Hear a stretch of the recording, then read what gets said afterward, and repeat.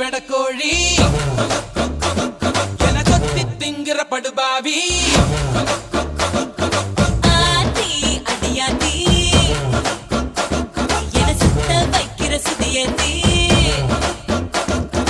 அரகுற வயசுல மயக்கிற சயசுல கருமென இனிக்கிற எருமனி அழைக்கிற உனக்குள்ள என்ன வச்சு உண்டியல குலுக்கிற பரபரப்பா இருக்கு